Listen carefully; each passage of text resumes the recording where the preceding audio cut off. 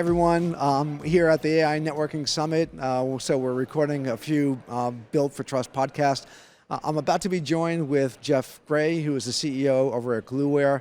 We're going to talk about their new announcement around Copilots for network automation and orchestration.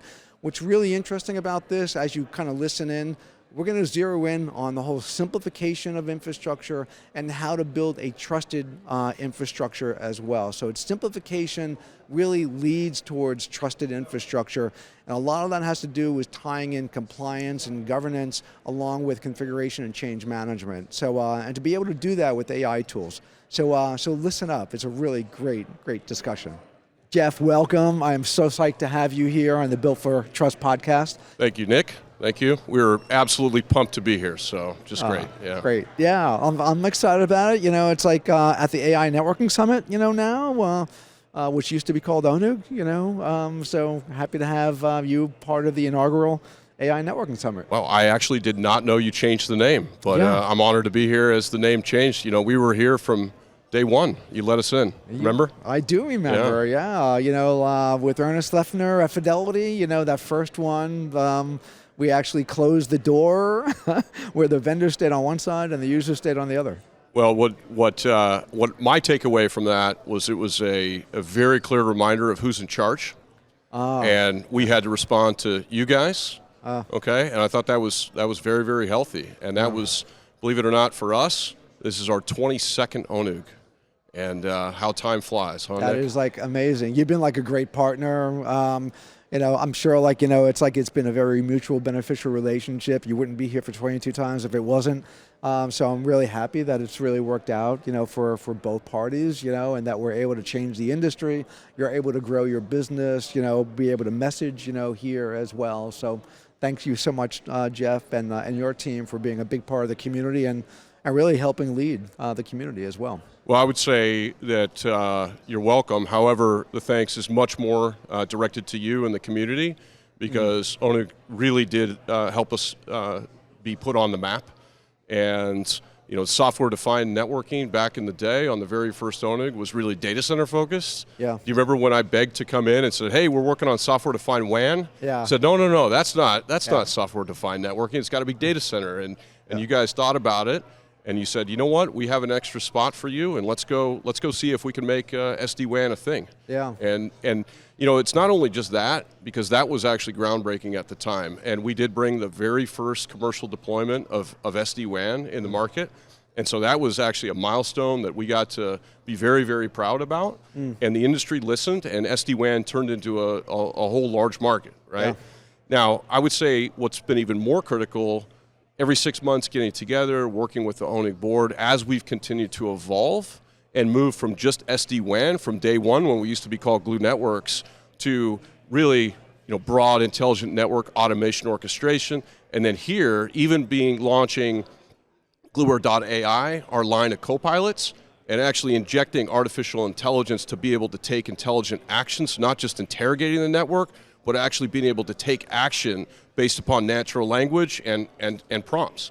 And that's groundbreaking. So being able to show that on the floor today, there's no better place to do that other than ONUG, the AI Networking Summit. So. How awesome. Like, and what a great synopsis, you know, of all the major waves that we've been and have you broken those waves, you know, along, you know, with the community as well. But I do want to talk about the product, you know, and like the new AI product. So I'm going to give you the floor, you know, please, like, you know, explain, okay, what are you guys doing? What are you announcing? And so like if I'm kind of in operations or I'm network architect engineer, so how do the copilots now, how do they benefit me? You know, is it a TCO play where it's like, okay, I'm going to have lower cost operations, or is it a time to market play where like, okay, I can orchestrate across multiple different, you know, environments a lot quicker than I could before?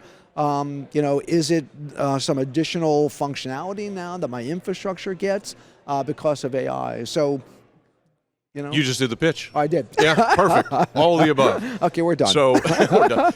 No, but so Gluware.ai was our announcement. And that is our product line launch for AI-driven automation orchestration.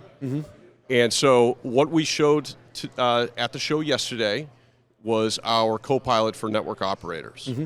And so what that allows network operators to do, and we will continue to get feedback. This is early field trials. We will not go GA until it's ready and it's been tested and kicked and put into production in different use cases from customers. And we need customers to be able to yell from the mountaintops that, hey, this is really, really affecting our business in a positive way. More security, more accuracy, better TCO, all the things that you mentioned. But this is about being able to interact with the network and interrogate and understand the state of the network, where vulnerabilities are. And traditionally, this is all in a UI. This is huge amounts of data that's there. Being able to get to precise answers quickly and then be able to take remediation action and do that through a prompt. No one else in the industry, as far as we understand, at this point, is able to take action through a Gen AI interface and a prompt and go fix things. Yeah. Right? There's a lot of interrogation, observability, digital twins, things like this. Okay, what's wrong? And then the humans go out, or there's scripting, or there's keyboards and CLIing, right? This is about being able to very quickly ascertain how much drift has happened, what's changed, what vulnerabilities, and then be able to go fix things. And do that, that's what we showed on the show. Now, where we're going with this, some of our customers are very sophisticated. They roll out automations and abstractions very quickly on top of our platform. Some, they need to learn. They need to learn, and it takes them some time to get comfortable and get moving. So where we're going with a line of Copilots, and you're familiar, of course, with Microsoft's Copilot, the ability to roll out code very quickly. Widely used in the community. Right. So the ability to level out the playing field, use Gen AI as turbo boosters, as a tailwind, while Gluware is taking care of the process, the governance, the spreading change in a safe and predictable manner, which is mission critical because you do not want scripts gone wild, right, in an infrastructure. You don't want to break the network at scale. So what we've showed here is the Copilot for network operators. There's a whole plan and a whole roadmap and things that we'll be making announcements on in areas of both operations as well as development. Therefore, all of the things that you mentioned in terms of security, accuracy, TCO, faster, better, cheaper, okay, and more predictable, all of those things are coming. Yeah, that's really exciting. So I love the approach as well because you didn't kind of do one AI product and this is going to solve everything. You're kind of taking an approach of whether it's task oriented or whether it's identity and skill set oriented like Copilots. So there's a portfolio of Copilots coming out that are going to be very task oriented. That's how I kind of view the announcement and really the road that you guys are leading. That is totally accurate. Now, let's go up a level from tasks because we won't have a Copilot for, say, config drift and audit, for OS management, for config management, for topology, the things that we do in terms of our applications. Yeah. It's much more personas. So the Copilot that we launched here, or announced rather, okay, is the Copilot for network operators. Yeah. Copilot for development and beyond is what's next. Also, right, everyone's focused on Gen AI today. Right? Yeah. You heard IBM talk about how Gen AI really doesn't work in a time series database. Yeah. Okay, well, we've been working on predictive AI for years. Some of our top folks came from some of the top companies. VP of AI came from Splunk, for example, multiple years ago. I believe that Gen AI will need to interface with predictive AI to be able to make sense of things that are happening in real time. If we can go through and we can enrich data, because we're the ones that are actually making the change and processing the change, we can understand, was that a good change? Was that a bad change? We can do config scoring. We can look at risk. Okay? And then as we can feed this data up to more intelligent engines on the generative side to be able to interrogate the data and be able to make recommendations and look for patterns, we're going to see a whole new world of self-operating. That's where we're going. Yeah, well, that's great. So it's kind of getting us closer and closer to kind of lights out operations, which is key because there's such a shortage of skilled and trained network engineers and operations folks. Even on the security side of it and the networking part of it is pretty close to that. There's almost 4 million open recs for security engineers worldwide. That's bigger than some cities, It's there is a massive shortage of people with skills. On the networking side, I haven't seen those numbers, but it's got to be pretty close to it. So what this is doing is a couple of different things. You mentioned kind of just leveling the playing field. So a medium-sized company can have the same kind of speed and rapid adoption and change management that a large corporation can. but because of like now AI is kind of leveling that playing field. Now your Copilots are leveling that playing field. So I think that's like, that's super great.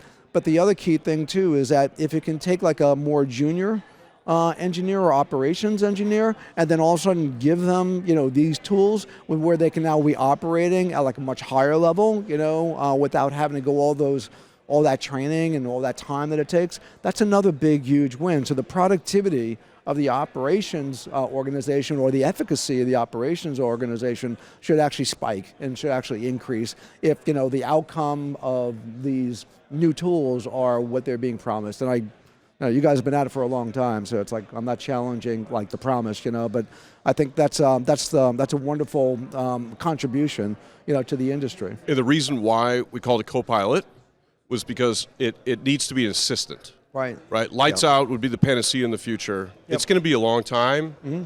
Maybe in some customers, never. In some customers, multiple use cases, self-operating, and they'll put those use cases that are lower risk on self-operating without a human in the loop. Most of our customers are signaling to us that they will want a human in the loop for most things. Yeah. So Copilot is not designed to be complete autonomous, fire everyone. That's not it. Yeah. This is about your assistant, and so being able to bring the junior engineers up to speed of the most sophisticated ones, the smaller customers that don't have the resources and development resources, just the same as some of our largest customers, and be able to really allow them to go faster and make the changes that they need. Because let's face it, the nation state attackers and the different hackers that are out there, the bad guys are faster than the good guys, right? We want to help level that playing field, so both on networking and security and best practices, and really promote sharing throughout the community. So there's going to be some announcements you'll see on the sharing capability, and all this is AI driven, learning best practices from customers and serving it back to the community. We want to help the good guys. That's great. So one thing that's kind of in the back of my head as you're talking that's moved to the front right now is compliance and being able to kind of report compliance. So we're kind of dealing with kind of change management here and orchestration. So and I know you have Ernest, and he lived this stuff for like many, many years. So I'm sure that's got to be part of the feature set, of the Copilot. So how are you doing with making sure whatever changes are being made are in compliance, they also adhere to a particular policy that's been put forth? So that is the reason to not just have Gen AI creating scripts and trying to push a button, that it has to be directly coordinated with compliance, with governance, the standards, the paper standards that have drifted in most enterprises, and they just can't keep track, right? And by the time multiple CVEs have launched, and you heard like Cisco's keynote, for example, how many CVEs and how many customers and companies are affected. Folks are trying to paint the wall and being able to fix and do updates, and then the next one comes, and it's not just the next one, it's probably 30 or 40 deep, you can never catch up.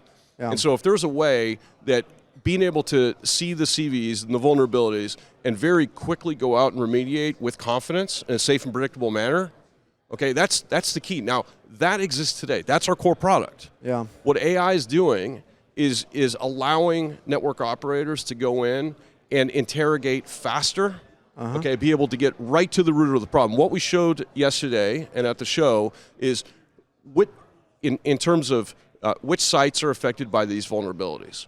Okay, which devices are then affected by these vulnerabilities? Okay, great.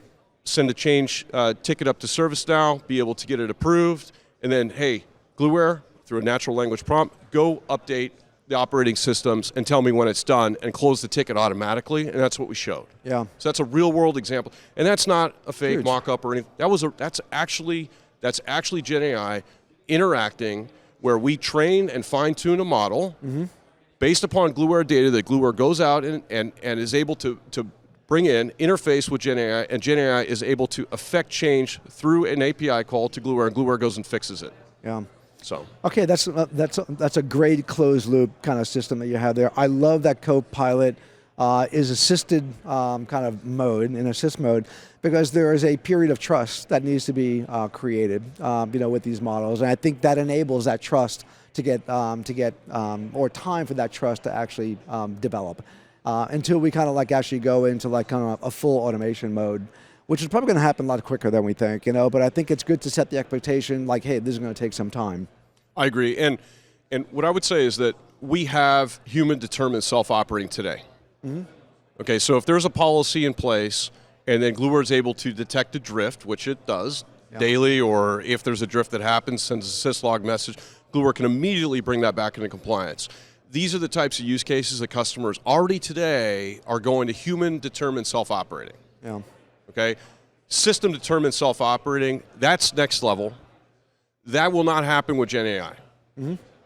That needs to have predictive AI and Gen AI working in concert. And then there's going to have to be a period of time where folks need to trust it. And we're just not there yet in the industry. Oh, for sure. Yeah, but I think that's really great. So I think, all right, so let's kind of like leapfrog a couple of years, you know, and I think, so once, like, if we can imagine that, okay, so Gluware owns the entire kind of automated change management, orchestration, you know, marketplace. And so you're able to kind of make changes based upon not what an individual wants, but also there is a signaling of an application. Do you envision a time or a period where an application is now asking the infrastructure, hey, I need these connections to these data silos, I need connections to these particular like remote applications or to like some data that might be residing in some, you know, some cloud provider. I also need connections, you know, for all of these users that are trying to like, that I'm trying to service. Do you foresee like a future where Gluware kind of plays a role in a new kind of relationship between applications requesting infrastructure services, you guys doing that configuration, assuring that it's being configured based upon policy? Does that application have access to that data, so forth and so on?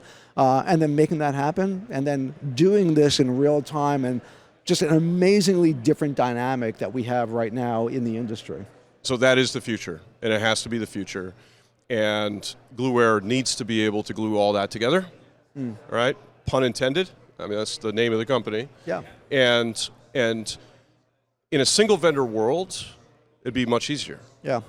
Right? In a multi-vendor world, that's a very difficult problem. Yeah. Especially as there's additional competitors coming on, as there's M&As between customers, as there's legacy and brownfield, as there's greenfield, as there's new architectures, you know, some amazing things that Cisco shared. The ability to go out and be able to cleanse the brownfield and make sure that it's operating regardless of vendor, regardless of M&A, okay, regardless of architecture, bring your own architecture, be able to discover, abstract, create a layer of automation on top of anything that's said, whether it's CLI or API, okay, and chop and change architectures along the way as companies evolve and grow, whether it's cloud-based, whether it's on-prem, right, IoT, OT, et cetera, and then be able to start to interface more at the application layer and have that awareness to then go and orchestrate the infrastructure. That has to happen. Yeah. Now, no one's there yet.